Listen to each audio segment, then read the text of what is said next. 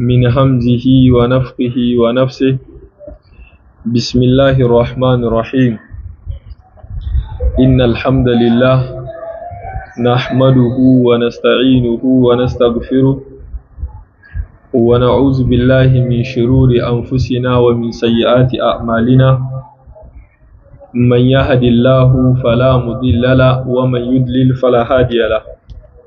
وأشهد أن لا إله إلا الله وحده لا شريك له وأشهد أن محمدا عبده ورسوله. أما بعد فإن أصدق الحديث كتاب الله وخير الهدي هدي محمد صلى الله عليه وسلم وشر الأمور محدثاتها فإن كل محدثة بدعة وكل بدعة ضلالة وكل ضلالة في النار. Bayan haka ‘yan uwa, assalamu alaikum wa rahmatullahi wa barakatuh.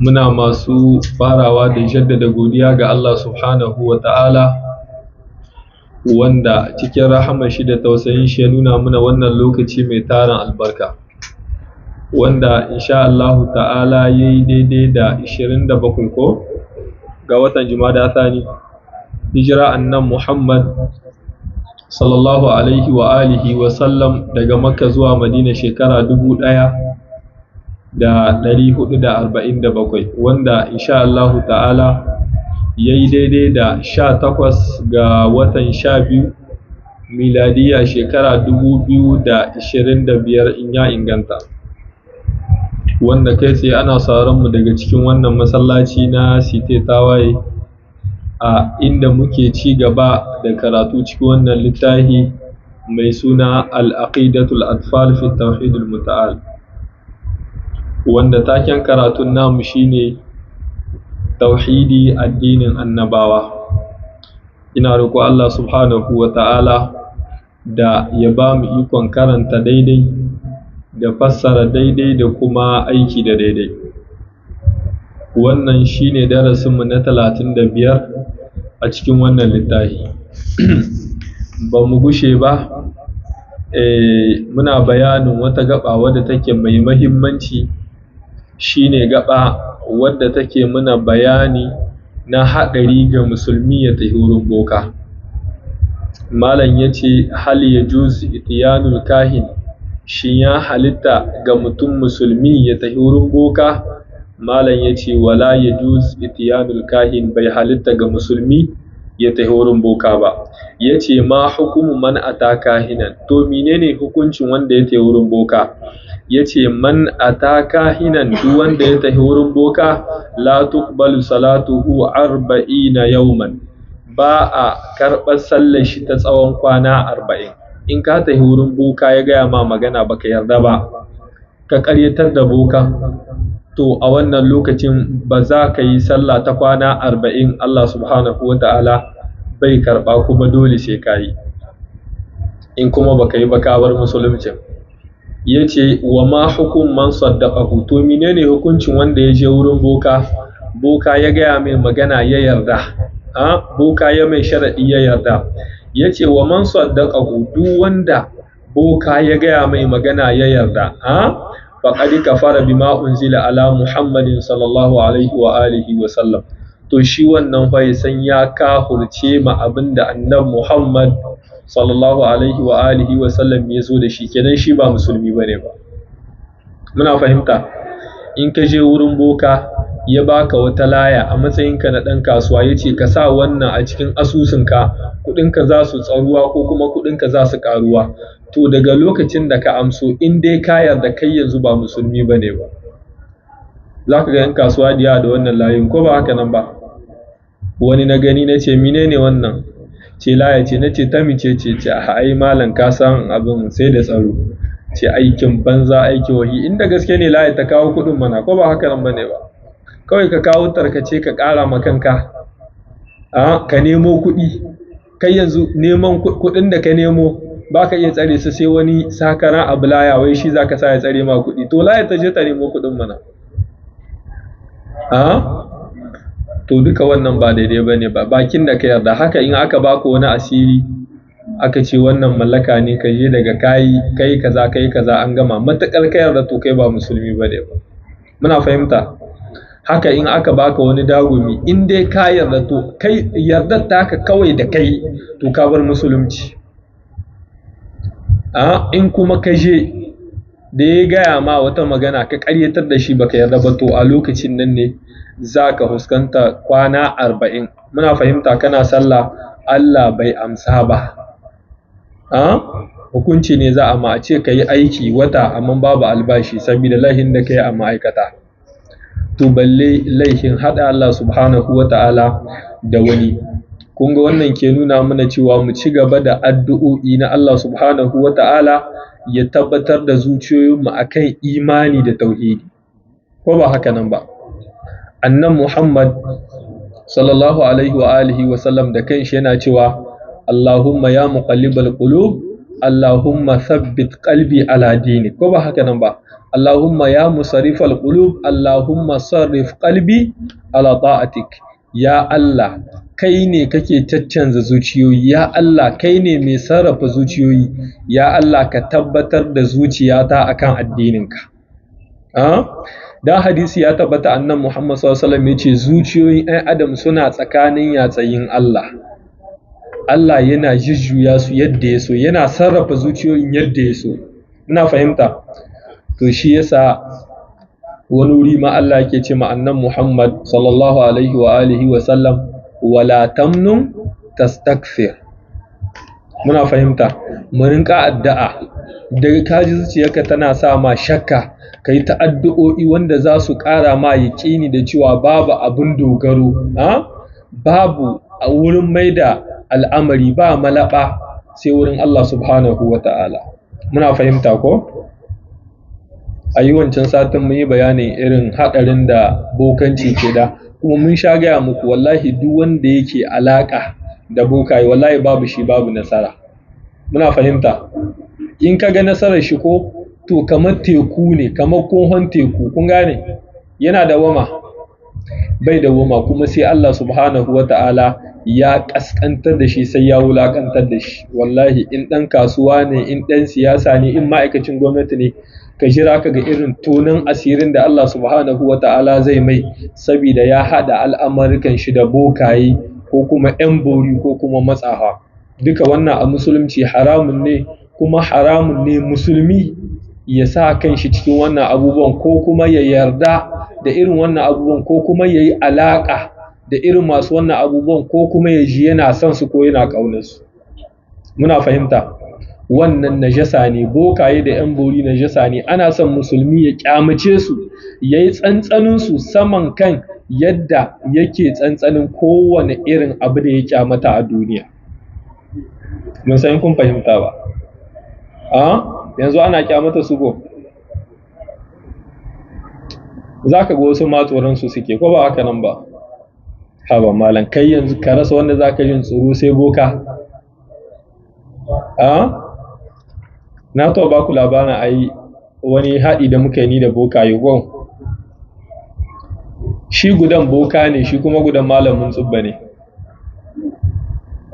Yanzu irin wurin samari ne suke zamne, ana ta ba da labarin irin karamominsu, suna zamne a wurin kaji manya, ko ba haka nan ba?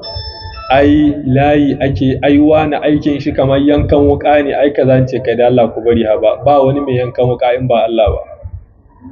Him mala na ce kai wallahi ku da mai izala ga hakoki ne ce wallahi ƙarya ce. Kawai kai tsaye sai wancan ya ce a'a in yana gardama ba sai a gwada ba. Nace shikenan a gwada kawai. Wai sai ya dauke kuɗin da ke da kai cikin aljuna, na ce wallahi ƙarya ce, baka sa su ba kuma baka isa ka dauke su ba.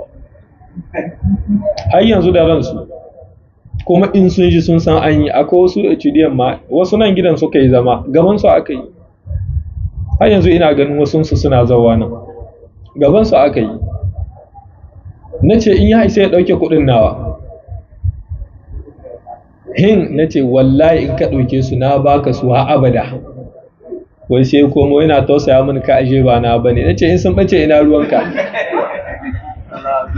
Ko ba haka nan bane ba? In sun bace ina ruwanka?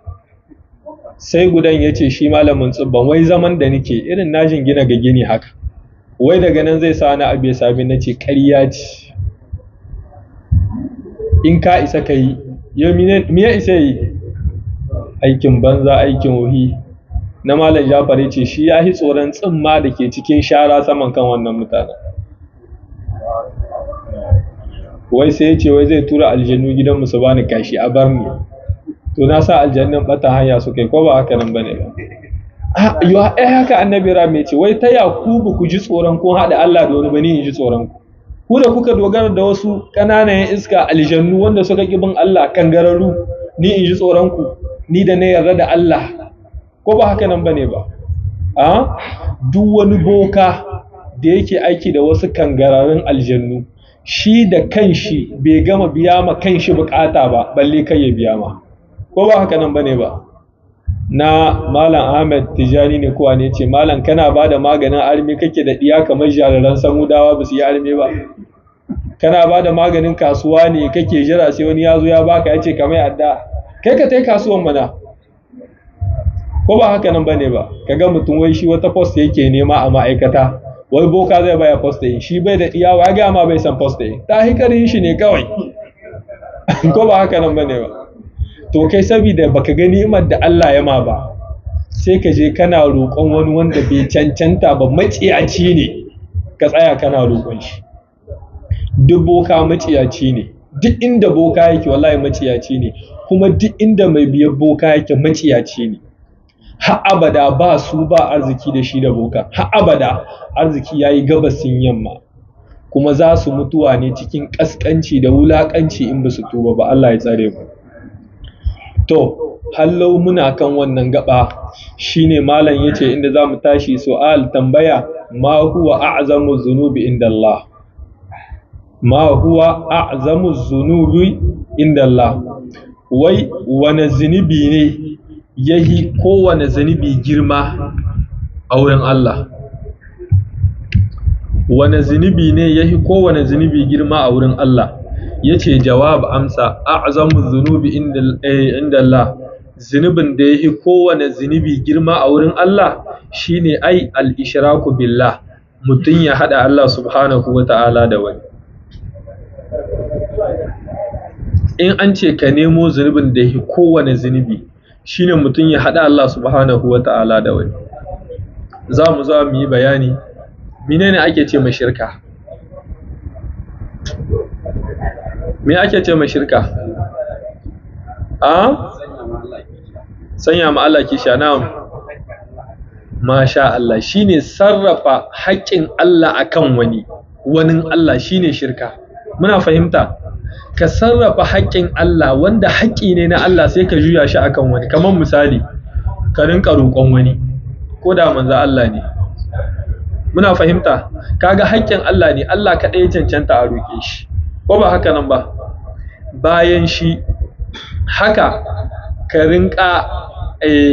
rinka neman taimakon wani wanda ba shi ba duka neman taimako ga bawa kamar yadda muke karanta kullum iyyaka na'budu wa iyyaka nasta'in ko ba haka nan bane ba haka ka rinka kiran wasu rayayyu ko matattu da sunan waliyai ko da sunan wasu abubuwa wanda za su iya baka kariya ko kuma ka rinka bautar wani wanda ba Allah ba wanda kamar yadda yake sananna abu ne shirka akwai babba akwai karama ko to wannan abin da ya shahi babbar shirka kenan wanda ita ce in mutum yayi babu babu musulunci an tambayi annan Muhammad sallallahu alaihi wa alihi wa sallam ayi zamba a'zam wani zunubi ne yahi kowane zunubi girma sai ta an taj'ala lillahi niddan shine ka hada ka sa ma Allah kishiya ka rinka kiran wani a lokacin da ba wanda ya kamata a kira sai Allah muna fahimta shine ka sa ma Allah kishiya bayan shi ya halice ka haka hadisin da Annabi sallallahu alaihi wasallam yake cewa ku nisanci abubuwa guda 7 masu hallakarwa na farko sai Annabi Muhammad sallallahu alaihi wasallam ya ce mi ashirku billah shine ka hada Allah subhanahu wata'ala da wani wanda shirkan nan babban haɗarinta shine har in mutum ya mutu yana yin ta, kamar da za mu zo nan mu ji gaba, babu shi ba shiga aljanna. wani wuri ma Allah subhanahu wataala yake cewa innahu man yushrik billah faqad harrama Allahu alaihi aljanna. Duk wanda ya kuskura ya hada Allah da wani, to Allah ya haramta mai aljanna. Wa ma'awa annar, makoman shi ita ce wutar jahannama. Wa bi'sal masir, kuma makoma ta yi muni a ce mutum ya zo duniya ya mutu ya shiga wutar jahannama. Inna Allaha la yaghfiru an yushraka bihi wa yaghfiru ma duna zalika liman yasha. Allah yana gafara duk wani zunubi da bawa zai mai, kowane iri ne, amma banda shirka. Muna fahimta? Banda hada Allah da wani. Kullum in nazo irin wannan gabobin ina ba ku misalin hadarin da ke da kai cikin shirka.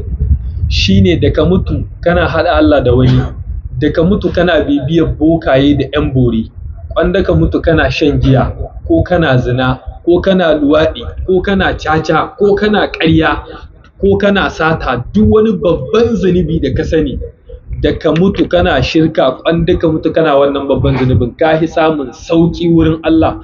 Kuma akwai lokacin da in ma ka shiga wutai za a hiddu ka a kai ka aljanna.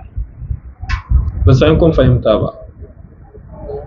Amma bakin da ka kuskura ka mutu kana ɗar malayu ko kana bibiyar bokaye da yan bori ko kana bibiyar malaman tsubu, to in kaga ka shiga aljanna, to raƙumi ya huce ta huda allura. Zai yiwu raƙumi da lodin shi ya shiga ta huda allura? To in kaga ka shiga aljanna, in dai kana hada Allah da wani, to in kaga ka shiga aljanna, to raƙumi zai iya wucewa ta huda allura. Wannan ishara ce Allah ke nuna cewa duk wanda ya mutu yana hada shi, yana bautar wani koma bayan shi, yana neman wani agajin wani koma bayan shi, to babu shi ba shiga aljanna. Abin takeici, wasu zaka ga ma matattu suke roko. Wai ka je bakin kabari kana roƙon wani matacce wanda ke cikin wannan kabarin, in ya isa ya hana kanshi mutuwa mana, ko ba haka nan ba? Da wanda malam ya bada labari, wanda ya zo wurin kabarin shehu, yana shehu ziyara ta yi wahala, shehu man fetur ya yi tsada, shehu a sauwaƙe ma mutane. Shi ne malam gudunto ya ce, to ko shehu ke raye haka zai shan man. To ai akwai shehuna a rayu kuma haka suka sha shi, ko ba haka nan bane ba? To balle shi. Wallahi ka saki kowa, duk wani maciyaci ka sake shi, ka kama Allah shi kadai, sannan ka yi biyayya ma annabi Muhammad sallallahu alaihi wa alihi wa sallam, kamar yadda annabi Nuhu ya ce, ko ani ibudullaha wattaquhu, sai ya ce wa ati'un, ku bauta ma Allah shi kadai. Ashe Allah kadai ake bauta, ko sai ce kuma wattaqu, ku ji tsoron Allah shi kadai, ba a jin tsoron kowa banda Allah. Kowa ba a jin tsoron shi. Shi yasa annabi Ibrahim, saboda Allah ya ce inna Ibrahima kana ummatan qanitan lillah, duk ya ce ma mutanen shi kaf da bokayen da masu bautar gumakan duka, ya ce fakiduni jami'an, duk ku haɗu ku yi mini makircin da za ku yi mini, kar ku kuskura ku saurara mini in kun isa. Kai yanzu wani kowai laya yake gani da kugun shi, shikenan ya shiga tsoron shi. Daga ai magana ce, wallahi akwai wata damara gari a aikin damarar mi. Damara ta isa ta yi wani abu ne? Lada ana ganewa dai ko? To Allah ya ƙara mana imani da kuma yaƙini. Kenan kun ga zunubin da yake kowane zunubi shine mutum ya haɗa Allah subhanahu wa ta'ala da wani, bayan Allah subhanahu wa ta'ala shine ya halicce shi. Wanda muka ce irin misalan wannan shine mutum ya rinka roƙon wani wanda ba Allah ba, ko kuma mutum ya yi yanka. Muna fahimta? Ka yi yanka ga wani wanda ba Allah ba, a ce in kana son wannan buƙatar taka ta biya sai ka yi yanka, ko ka yanka ma aljannu, ko kuma ka yi yanka ba da sunan Allah ba. To duka wannan yana daga cikin abubuwan da suke hidda mutum daga cikin musulunci. Sannan kuma tawakkali cikakke, muna fahimta, mutum ya kasa dogara ga Allah, mutum ya kasa mai da al'amarin shi ga Allah, ya rinka kallon al'amarin shi a hannun suwane da suwane da suwane yake. Wallahi duka wannan masu dogon carbin da kuke kallo barazana ce. Yau ka kalle shi ka gani, da ka hiddo shi ka miƙa mai da gudu zai amsa, ya yi ta ma godiya. To carbin ya jawo ma ita mu gani mana, ko ba haka nan ba ne ba? Wani kaga wannan na ce mi, wai carbin ce aikin banza aikin wuri. Yau ni da in ji tsoron carbi ba wanda ji tsoron kwandon shara ba. Carbin za ni jin tsoro, yau mai carbin ma ban ji tsoron shi ba balle carbi. Wani ya ce ta haka nan ne mana, ito me carbi. Wannan carbin ma mu muna da ta cewa kan shi ba musallama ba. Ta Allah ya tsare mu. Kenan kun ga duk wanda ya mutu yana shirka, Allah subhanahu wa ta'ala ya cire shi daga cikin bayin shi wanda za su samu rahama Allah ko ma wace iri. Babu su babu ita. Duk rahaman nan ta Allah da kake ji ana bayani, to shi ya rasa ta saboda yayi ma Allah kishiya. To akwai nau'in shirka na biyu, shine ashirkul asghar, shine karamar shirka wadda ita kuma ba ta kai waccan shirkar ba. Ita wannan ba ta hitar da mutum daga cikin musulunci, amma ita ma shirka ce. Na farko akwai miriya, mutum ya yi aiki ba don Allah ba, kamar da annan Muhammad sallallahu alaihi wasallam yake cewa inna akhwafu ma akhafu alaikum ashirkul asghar. Annabi ya ce abinda na jiye muku tsoro al'ummata, ba abinda nake ji muku tsoro irin wannan shirkar karama. Sabida mi buya take. Mutum ya yi aiki ba don Allah ba, ka yi sadaka ba don Allah ba, ka yi karatun Qur'ani ba don Allah ba, ka yi wa'azi ba don Allah ba, ka yi zimunci, ka yi ziyara ba don Allah ba, ka yi sallah ba don Allah ba. Duk abin da ka yi ba don Allah ba shine ake ce mami riya. Ka yi aiki don wasu su gani. Sannan mi akwai mutum ya yi rantsuwa da wani Allah. Muna fahimta, shirka ne mutum ya ce na rance da Allah da annabi. Duk wanda ya ce ya rance da Allah da annabi to ya yi shirka, sabida annan Muhammad sallallahu alaihi wasallam yake cewa man kana halifan falyahlif billah aw liyasmut. Duk wanda zai rantsuwa to yi rantsuwa da Allah shi kadai ko kuma yayi shiru. Wani hadisi annabi ya ce kuma duk wanda ya rantsuwa da wani Allah to ya kahorta, shine yayi shirka. Irin yadda mu muke cewa ko na rance da Allah da annabi, wannan shirka ne, ba daidai bane ba. Ba a rantsuwa da kowa sai Allah, ko kuma sunayen shi ko siffofin shi. Haka mutum ya ce na rance da Ka'aba, ko na rance da nuna uwata da nisha, na rance da kabarin shehu, na rance da kabarin na, duka wannan shirka ne. Mutum ya ce aradu, ko na sha kwan doguwa. Yau doguwan ma wace ciya balle kwanta. To akwai arawa ko su ce malam mu doguwan nan tana ci.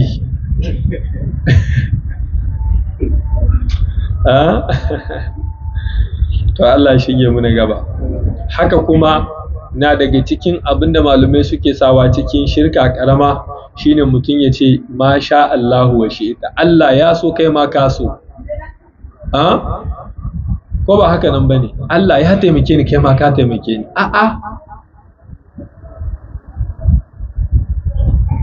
Ai Allah shi kadai ya isa. Ko ba haka nan ba? Ai akwai wanda ya zo wuce manzo sallallahu masha Allah shi ta nabi ce ka tsaya da ya farko. Allah ya so kai ma ka so, manzo Allah ce Allah dai ya so. Saboda shi manzo Allah ya san waye Allah. Ko ba haka nan bane ba? Ba a cewa Allah ya so kai ma ka so. In ma so kake kai wannan to kai togaciya, ka kawo wani abu wanda ke nuna cewa aikin Allah daban da na wannan. mun gane kai na gode ma Allah wallahi kaga ba dan taimakon Allah ba da yasa ka min kaza ko ka miƙo min kaza ko kai kaza ko kai kaza ashe shi ma ba shi ba ko ba haka nan bane ba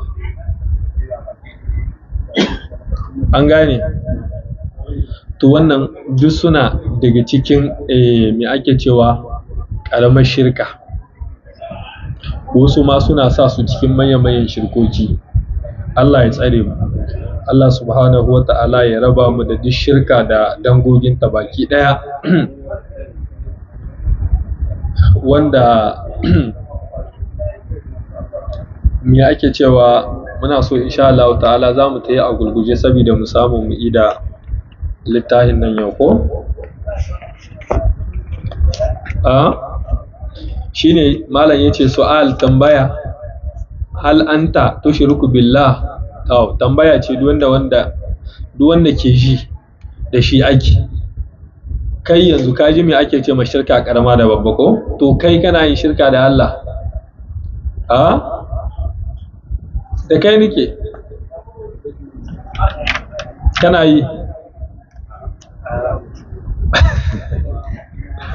kowa ya baka shi amsa in kana yi ka sani in baka ka sani ko malai yace jawab ana la ushriku billah ni ba ni shirka da Allah shine ba ni hada Allah subhanahu wa ta'ala da wani ko kuma ba ni sarrafa haƙƙin Allah zuwa ga wani Allah muna fahimta ko yace su'al tambaya ma hukumu man mata mushrikan menene hukuncin mutunan da ya mutu a matsayin mushriki wani boka ya mutu wani ɗan bori ya mutu wani malamin tsubba ya mutu wani mai haɗa Allah da wani ya mutu me hukuncin shi kaji wani ya ce to ai hukuncin shi yana ga Allah yana wuta Allah ne ya ce yana wuta ba shi kenan ba in kuma kai ma baka yarda ba sai a haɗa ku tare da shi ai yanzu muka karanta aya ko innahu man yushrik billah faqad harama Allahu alayhi aljanna ko ba haka to wanda aka haramta ma aljanna ina zaya ɗakin tsoho ku zaya kai da kace ba can ba zaya koko in ma kace ɗakin tsoho ku zaya to jahannama ne can wuri wallahi duk wanda ya mutu yana hada babu shakka in kace kana shakka fa wallahi kai zaka shiga wutai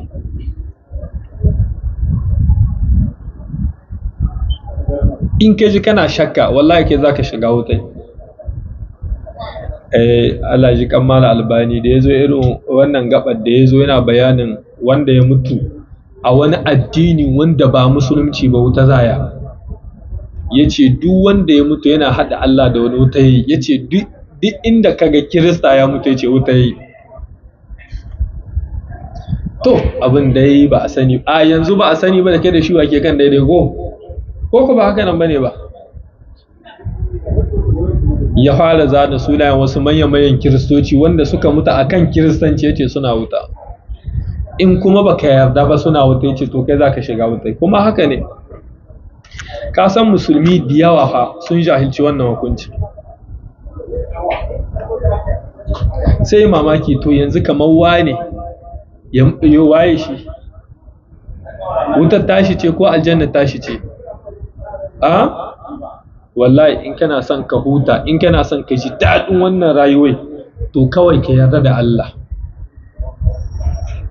ka yi fatan ka mutu Allah ya sa shi cikin rahama shi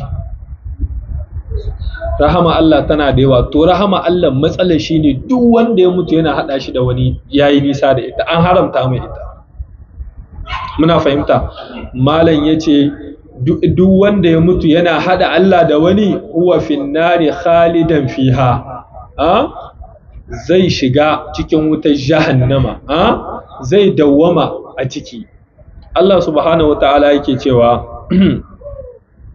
innal ladzina kafaru suratul bayyina innal ladzina kafaru min ahlil kitabi wal mushrikina fi nari jahannama khalidina fiha ko ba haka nan bane ba ulaika hum sharrul bariyya kaji ha innal ladzina kafaru Allah ya ce kaga wanda suka kahurce mishi min ahli kitabi daga cikin wanda Allah ya ba littafi Yahudawa da Nasaru wanda suka ki bin manzon Allah sallallahu alaihi wa alihi wa sallam Allah yake cewa wal mushrikina da kuma wanda suke bauta koma bayan Allah irin yan bori irin wanda ma ba su da addinin irin masu kaza Allah yake cewa kaga wa'annan baki daya yan wuta jahannama ne Allah ya ce kuma su ne mahi sharri su ne maciyata su ne marasa albarka cikin halittun Allah subhanahu wa ta'ala baki daya saboda mi suna hada Allah subhanahu wa ta'ala da wani muna fahimta ko ana ganewa to kenan kaga daga yau duk inda kaga ɗaya daga cikin wannan mutanen kaji an ce ya mutu to shikenan ko sai ka ce Allah ya ƙara nauyin ƙasa to in ka ce Allah ji kanshi kai ga banza wani irin jin kai zai samu ba shi babu jin kai saboda ya hada Allah subhanahu wa ta'ala da wani Allah ya tsare malam yace su'al hal yakhrujul mushrikuna minan nari idza dakhaluha shin mushrikai za su hitawa daga wuta idan sun shige ta shin masu hada Allah da wani masu zuwa wurin bokaye su nemi taimakonsu ko agajinsu idan suka mutu suka shiga wuta za a hiddo su ko ba za a hiddo su ba malam yace al-mushrikuna la yakhrujuna minan nari idza dakhaluha ai mushrikai in suka shiga wuta ba su ba hitawa daga kowa za a hiddo shi duk wani da kake kallo duk iskancin da mutum yake in ya mutu in Allah bai yahe mai bai ya sa shi wuta to akwai lokacin da za a hiddo daga cikin wuta ya taya aljanna muna fahimta amma in dai ya mutu yana hada Allah da wani to shi ban da shi to me zai sa saboda wannan rayuwar ta duniya da ba ta da tabbas ka je ka hada Allah da wani baka san lokacin da zaka mutuwa ba ka je wurin bokan yama abin da zai ma ka taso daga wurin shi kahin ka zo inda za ka haɗi ka mutu ba haka nan bane ba ko kuma ya ma abin bukatar taka ta kibiya kuma kai ka rasa addininka to wace asara ta yi wannan su yanzu mutanenmu sun kai cewa suke ita duniyan nan ba a samun ta haka sai an yaya sai an haɗa Allah da wani sai an bibi bokaye da 'yan bori da malaman tsuba sannan a samu duniya suna kallon ai Allah bai ba da duniya haka to mu dai annan Muhammad sallallahu alaihi wa alihi wa sallam ya nuna mana matsayin wannan duniya ba ta kai daraja mataccen dan akuya ba ta kai daraja hukukin sabro ba a wurin Allah subhanahu wa ta'ala ba ta da kima ba ta da daraja da mutum zai salwantar da addinin shi saboda wata sakara abu ita ce duniya to menene duniya ka je ka bincika ga malumai suna kwatanta duniya fa da karuwa to Allah shige mu na gaba to yan uwa kun je hadarin shirka shine in dai mutun na yin ta shi wutan ma in ya shiga duk ceton da za a samu Allah zai ce ma annabi Muhammad sallallahu alaihi wasallam yayi ceto duk al'umma shi baki daya kai akwai ceton da Allah karan kanshi zai amma shi wanda ya hada Allah da wani fa ba shi bai samu wannan ceton to me yayi zahi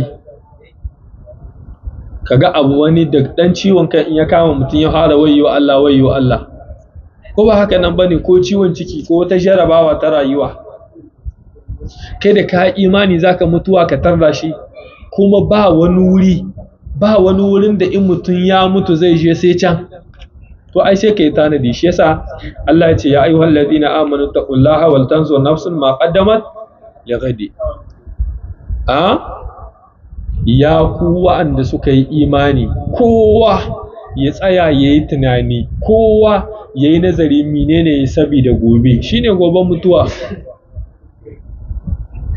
wattaqullah sai Allah ya ce ku ji tsoron Allah wani wuri Allah ya ce ku yi guziri amma wani guziri yake ko wani guziri shine guzirin tsoron Allah shine guzirin imani da Allah shi yasa zaka ga masu aqida ahlus sunna ne kirki wallahi ba su tsoron kowa in ba Allah ba su shakkun kowa, kuma komi ka mallaka wallahi ba su jin tsoron ka. To me kake da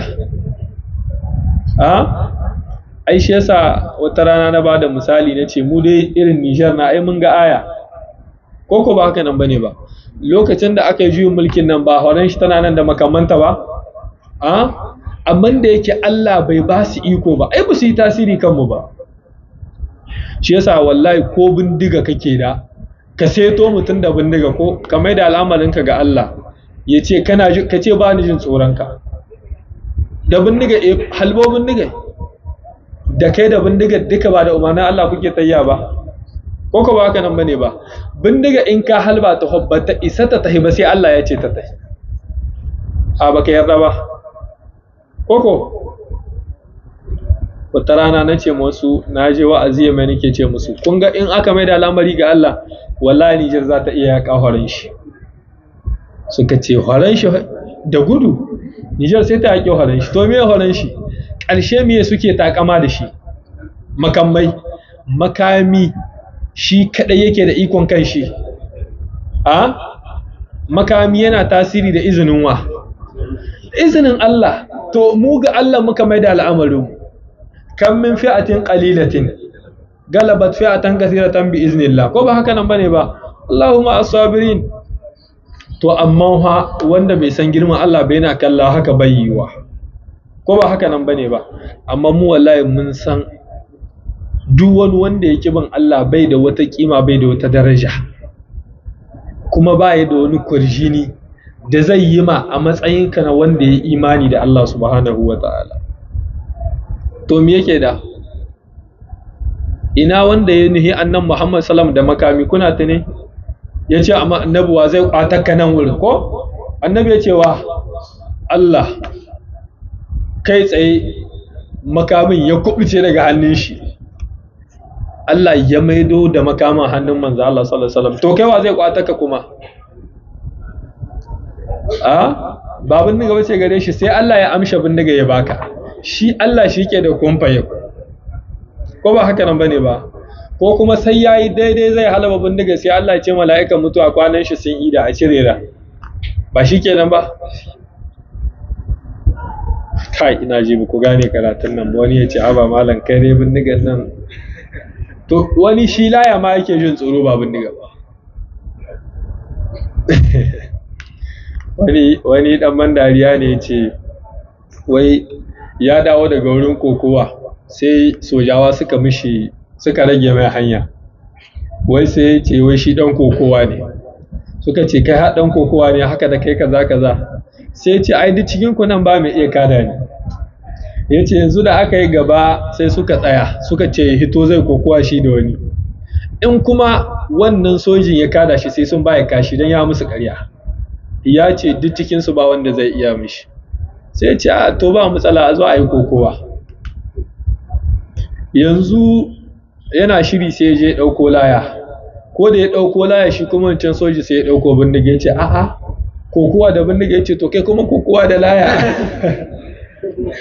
sai ya ce mishi to kai ka taɓa gani inda aka yi kokowa babu laya. To almuhimmu zaka ga ashe wai shi ba asalin dan kokowa na kirki. Kun ga hatta kokowa nan da ake su cire layin ku gani wallahi akwai wanda ko hilin kokowa bai isa yazo ba ko ba haka nan bane ba. To shi yasa duk in kuka ji mu muna magana kokowa ba hada muke da kokowa karan kanta ba sai dai muna hada da kahurcin da ake yi cikin kokowa, muna hada da saban Allah wanda ake cikin kokowa, kuma ba hada irin waɗanda kake tunani ba sai dai muna tsoron a gayyato bala'i wanda in ya zo bai raga ma kowa. Muna fahimta? Sabida mi a cikin kokowa ana bayyanar da kahurci ƙarara, a cikin kokowa ana hito na hito da Allah, a cikin kokowa ana bayyanar da saɓan Allah ga hili, ko ba haka nan bane ba, kuma al'umma suna taɓi suna ihu. To abinda muke jin tsoro guda ne, wattaqu fitnatul la tusibanna alladhina zalamu minkum khassa. ku kiyayi bala'in da in ya zo ba wanda suka jawo shi ba kaɗai zai ci, ko ba haka nan bane ba. Amma yanzu da a ce za a gyara tsarin kokowa, a zo a yi kokowa babu layu, babu haɗa Allah da wani, sannan 'yan kokowa su yi shiga wadda ba ta bayyana da tsiraicinsu ba, ai shi kenan, ko ba haka nan bane ba. Za ka ga duk da yawa daga cikin mu ma mun tuɓe mun shiga kokowa, ko da dai ni ba ni iyana za ku wadda za su iya da yake muna tare da adaradiya, ko ba haka nan ba, amma banda na gaba na wa'annan su ma yan wallahi tallahi ne, ko ba haka nan ba. Suna masu gidan wa?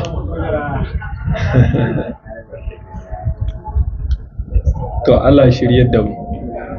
Su ma kuma duk masu haɗa Allah da wani muna addu'a in suna shiriwa Allah shirye da su, in kuma ba su shiriwa Allah yi mana maganin su.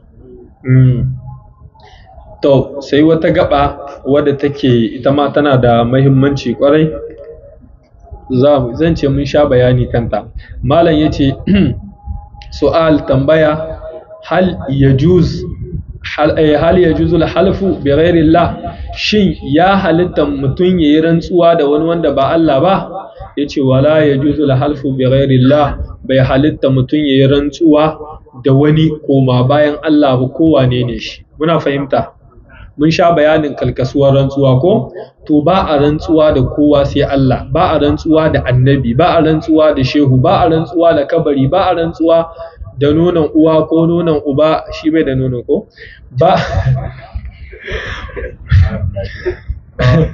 Ba a rantsuwa da duk wani abu da ka sani, ko doguwa ko gajera ko tsaka-tsakiya, ba a rantsuwa da kowa sai Allah. Annan Muhammad sallallahu alaihi wasallam yake cewa inna Allah yanhaakum an tahlifu bi aba'ukum, Allah ya hana ku yi rantsuwa da iyayenku. Man kana halifan falyahlif billah, duk wanda zai rantsuwa to yi rantsuwa da Allah shi kadai. Muna fahimta? In kuma kai rantsuwa da wani Allah to babu shakka ka hurta, Allah subhanahu wataala ya shiryar da mu baki daya. Malam yace su'al, tambaya, hal yajuz ta'liqu tamima, shin ya halitta mutum ya rataye laya? Yace wala yajuz ta'liqu tamima, bai halitta ga mutum ya rataye laya ba. Muna fahimta? Laya kowace iri bai halitta mutum ya rataya ba, kowace irin laya bai halitta ba ga mutum ya rataya, da laya ta Qur'ani da wadda ba ta Qur'ani ba, duka ba daidai bane ba mutum ya rataya. Allah subhanahu wata'ala ya shirye da mu baki daya. Allah subhanahu wata'ala ya guda mana gaskiya kuma ya ba mu ikon binta. Ina ji da yau karatun kun ji an yi shi a gulguje ko? Gudun da muka yi ta yi wai daman dan mu zo ƙarshen wannan littafi ne, kuma gashi alhamdulillah Allah subhanahu wata'ala ya nuna mana ƙarshen shi. Muna fahimta? Kenan ina ji muna da ɗan sauran lokaci kaɗan, wataƙila sai mu ƙara bayani kan abin da ya shahi laya, ko kuma in akwai tambayoyi sai mu dakata mu amsa tambayoyi, kuma babu tambayoyi sai mu ida bayani kan laya. Kamar yadda dai kuka sani akwai hadisi ƙarara wanda yake cewa duk wanda ya rataye laya, mana allaka tamimatan faqad ashraka, duk wanda ya kuskure ya rataye laya to yayi shirka, ya hada Allah da wani. Muna fahimta? Laya ka a rataya irin musamman, na sha gaya muku, hatta irin abubuwan da mata suke ma yara, a ɗauko laya maganin haƙori, laya maganin zawo, laya ma duka wannan shirme ne kuma shirka ne. Ka wanda ya kuskure ya bar wannan ya taso a cikin gidansu in yana da iko, ko kuma a cikin gidan shi nan kuma yana da iko, ko ba haka nan ba. Kai akwai hadisi karara falala da ke da kai cikin ka ga laya a jikin mutum ka cira ta. In ka ga laya a jikin mutum ka cira, kana da lada kwarai da gaske, ba ai kaɗan ba. Ka ga laya ka cira, in kuma ka cira inda aka baka kashi, alhamdulillah nan ma ka yi jihadi ka samu lada, ko ba?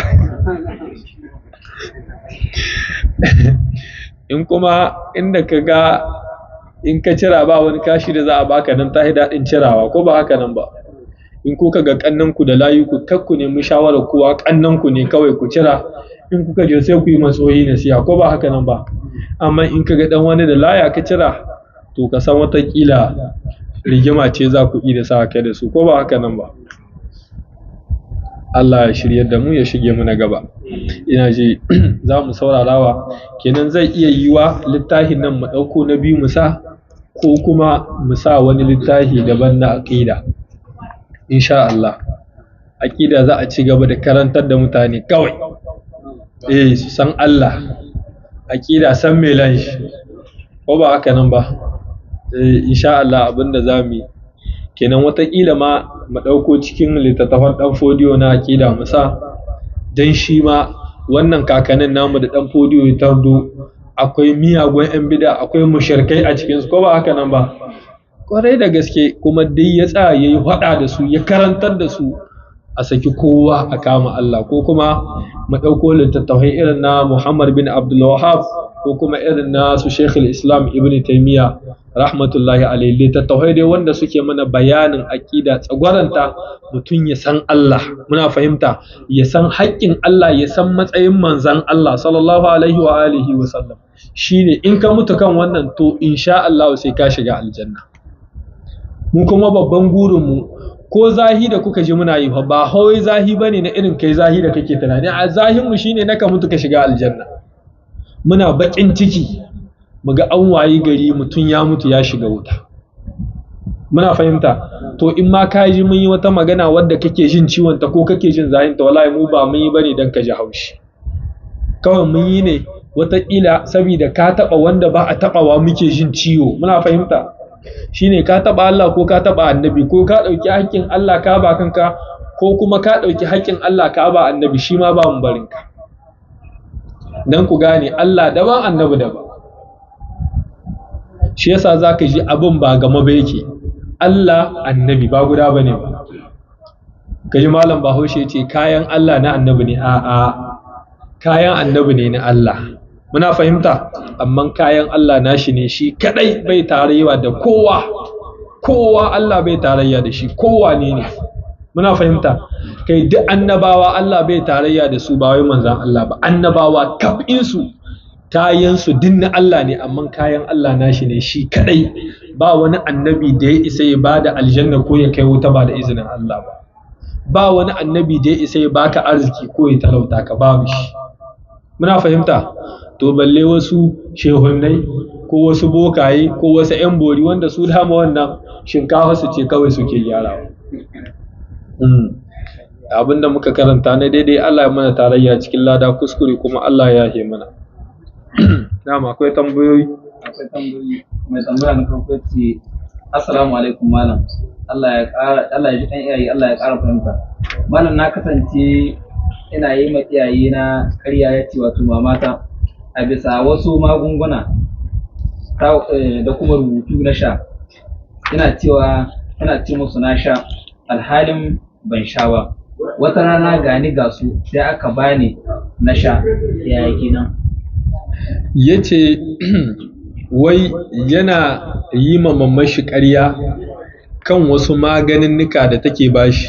Iya abin da na fahimta shine maganinnikan sun saba ma addini, ko ba haka nan bane ba.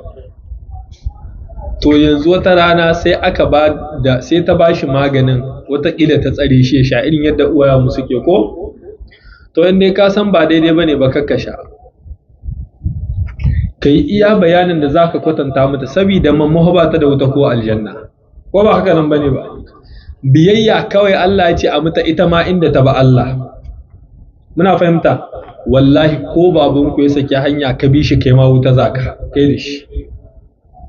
A'a, baka ji me Allah ba yace wa sahibu ma fi dunya ma'rufa, ko ba haka nan bane ba.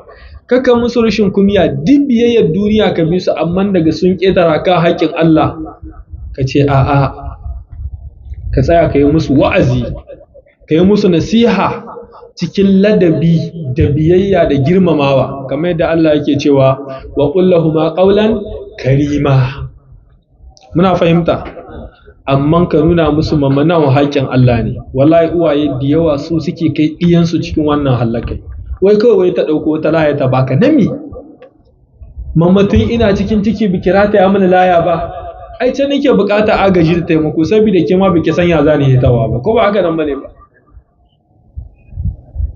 Sai da na hito wannan ba daidai ba ne ba.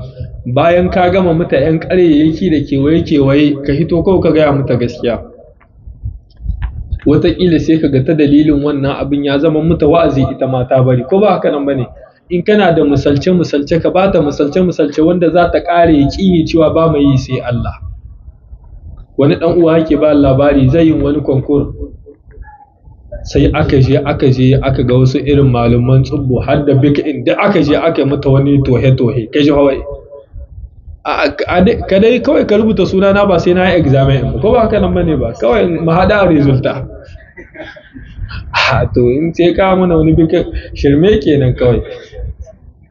Ya ce yanzu da tsohuwar ta kawo mishi ce shi gaskiya bai yarda da wannan abubuwan ba, kuma ba zai yi aiki da su ba, da haka ko examen zai je wurin kwankwan ɗin shi zai ɗauki bik ɗin shi kawai ta bai aiki da wannan bikin, wani rubutu da wasu ya ce duka bai.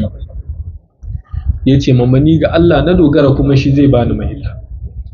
Da aka je eske ba shi ya zo primary center ba kaf. Akwai wani abokina da ya wani konkur mai wahala tare muke da shi, wasu kunan sun san shi.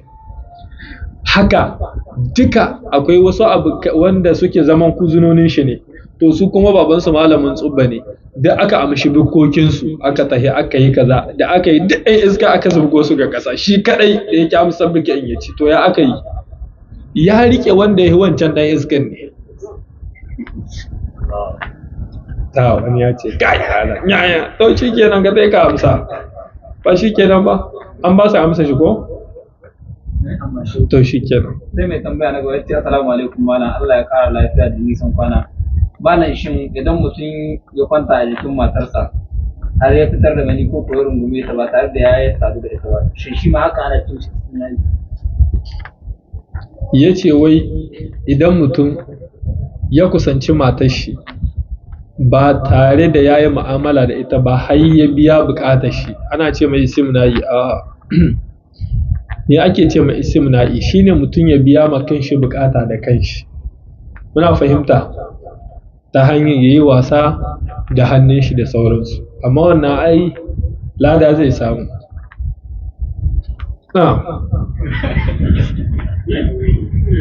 Wannan sai assalamu alaikum malam, duk abinda annabi bai yi ba shine bid'a ko kuma abinda aka yi gaban annabi bai hana ba kuma bai yi ba? Ya ce wai duk abinda annabi yayi bai yi ba shine bid'a ko abinda aka yi gaban annabi bai hana ba ko? Ai ba guda bane ba, duk abinda aka yi gaban annabi bai hana ba sunna ce, muna fahimta. To duk abinda aka yi kuma bayan shi a cikin addini ko menene bid'a ne. Kama a sallar mai sallah istighfari 11 salata annabi 11 kace ha kai can da ku je ku yi ta yi. Wa a sallar mai sallah wannan istighfari 11 salata annabi 11 hailala duka wahalar banzawa ake yi. Kai baka yarda ba, to shikenan. Yo annabi bai karantar da su ba. Man amila amalan laysa alaihi amruna fa huwa raddun. Ka yarda da wannan hadisin ko baka yarda ba? To ka yarda wahalar banza suke yi.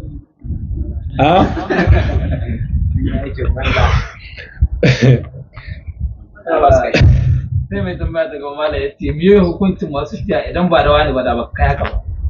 Shi in banza shi in woshi, wai me hukuncin masu cewa idan ba da wani da baka kai haka ba? Sai ka ce shi in banza shi in woshi, in dai ya taimake ni na gode. Amma annabi ya ce wa alam anna ma asabaka lam yakul yukhti'uka, ka sani duk abin da kaga ya same ka ba zai taba kuskure maka ba. Wa ma akhta'aka, duk abin da kaga ya kuskure maka lan yakul yusibuka, kuma ba zai taba sabon ka ba. Muna fahimta? Ba wannan matsayin da ka kai Allah ya rubuta ne sai ka kai, muna fahimta?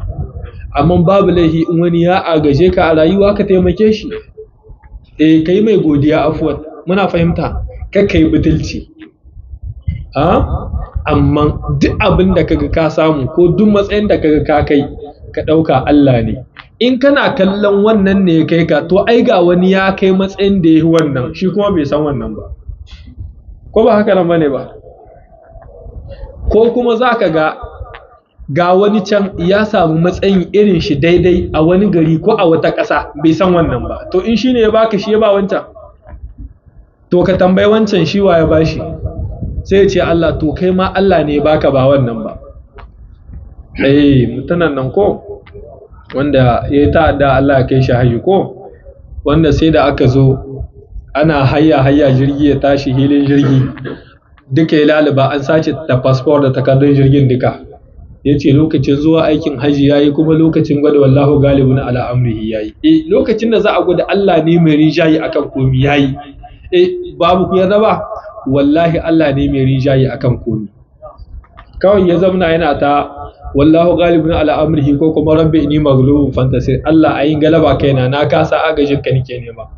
Yana tsakai saboda yana da yaqini, kawai aka daddaba shi, ko da aka daddaba shi sai ya zara hannu ta baya, ko da ya amsa ya tashi ya tafi kawai.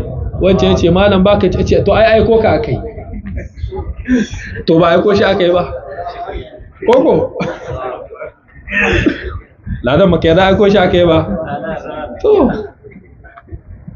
to duka yaƙini ne kaga an rasa ake ta wahala. Wallahi duk mahi yawancin mutane munafikai ne, suna bara suna karuwa, ba su yi haƙiƙanin imani da Allah ba. Annabi ya ce da mutane sun yi imani da shi yadda ya cancanta, ya ce da ya azurta su kamar yadda ya azurtar da tsuntsu. Muna fahimta? Tsuntsu ya mai da al'amarin shiga Allah ne, ba ka taɓa ganin ya ajiye abincin gobe? To ka gani, ko kuma matar shi tana da ciki ya shiga damuwa, ko kuma ya balaga yana son mata ya shiga damuwa. To ka gani shi kawai su ga Allah suke, kawai sai ka ga Allah ya koro ta mata a yi ya zama wallahi ba hawasa ba, kawai dai imanin namu ne yana da rauni, muna da shakku. In kana son mata ka gyara imaninka da Allah, in kana son kuɗi ka gyara imaninka da Allah, in kana son matsayi ka gyara imaninka da Allah. Duk abin da kake so ka ji tsoron Allah da gaske, wallahi sai Allah ya kama shi. Wa man yattaqillaha yaj'al lahu makhraja wa man yattaqillaha yukaffir anhu sayyi'atihi. Da kuma wancan inda aya guda alwaga, wa man yattaqillaha yaj'al lahu min amrihi yusra. To ka gani, kai da kake da wannan ayoyin zaka rinka wani shakku ko tsoro ko halgaba. To Allah shirye da mu. Sai tambaya ta karshe, malam me hukuncin wanda aka duke shi za a je gidan boka da shi baya da lafiya ba tare da ya kai ne sai hanya? Menene hukuncin wanda aka ɗauke shi sama hanya za a gidan boka da shi sama hanya ya mutu? Abu guda ne, in dai da hankalin shi aka tai munafiki ne. Muna fahimta? In dai da hankalin shi sama hanya ya mutu dan wuta. Ka gane ladan? Yawa. In kuma bai san cikin hayyacin da yake ba aka tai da shi, to laihin yana kan wanda suka tai da shi. To mahi yawanci wanda ake kaiwa wurin bokaye cikin hankalinsu ake tayya da su. Wata baiwa Allah tana fama da rashin lahiya, ta kama hanya ta je wurin boka, ta dawo daga wurin bokan ko cikin daren ko washe garin ta yi aiki da maganin ba ta yi ba, Allah ya amshe ta. Kaga abin da ake gaya ma mutane kenan. To ina dalili? Allah shiryar da mu baki daya. Shikenan ko?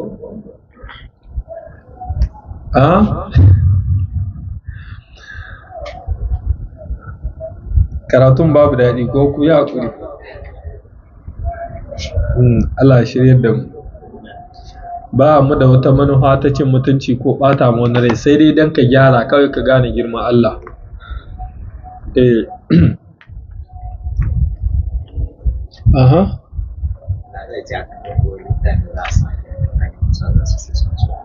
Ya ce littafin da za a sa, zan diba in gani insha Allah, zan yi ƙoƙari kafin sati mai zawa sai a sanar da mutane bi iznillah. Abinda muka karanta na daidai Allah subhanahu wa ta'ala ya yi mana tarayya cikin lada, kuskure kuma Allah subhanahu wa ta'ala ya yahe muna baki ɗaya. Muna addu'a Allah subhanahu wa ta'ala ya biya muna bukatocin mu na alkhairi, ya raba mu da kunya duniya da lahira. Allah muke roƙo ya kashe mu akan addinin musulunci da kuma sunna na annabi Muhammad sallallahu alaihi wa alihi wa sallam. Allah ya raba mu da shirka, ya raba mu alaka ma da mushrikai, kuma Allah subhanahu wa ta'ala ya tsare mu da duk sharrin abin da ya halitta baki ɗaya. ‘Yan uwa wanda suka shiga cikin wannan yanayi mara daɗi, Allah subhanahu wa ta'ala ya shiryar da su, ya dawo da su akan hanya. Muna addu'a duk musulmin da ke cikin kunci ko damuwa Allah ya yi mishi. Ya Allah ka sa albarka a rayuwarmu, ka sa albarka a ayyukanmu, ka sa albarka a kasuwancinmu, ka sa albarka a karatuttukanmu, ka sa albarka a cikin sha'aninmu na rayuwa baki ɗaya. Ya Allah muna roƙonka ka yi gafara ga uwayenmu, ga malumanmu wanda suka rasu, Allah ka yi musu rahama. Ya Allah ka yi musu rahama, ya Allah ka sa su huta, ka kai haske cikin kabarinsu. Mu ma in ta mutuwar ta zo kuma Allah ka sa mu cika da imani. Ya Allah duk mutumin da ke taimakon musulunci da musulmai ta kowace hanya, Allah ka taimake shi. Ya Allah duk wanda yake kokarin janyo mu musulunci da musulmai cikas ta kowace hanya yana shirwa, Allah ka shirye da shi. In kuma bai shirwa, Allah muna roƙonka ka yi mana maganin shi. Allah ka zama da ƙasar Nijar lahiya da sauran ƙasashen al'ummar musulmi baki ɗaya. Subhanaka Allahumma wa bihamdika ashhadu an la ilaha illa anta nastaghfiruka wa natubu ilayk. Wassalamu alaikum wa rahmatullahi wa barakatuh.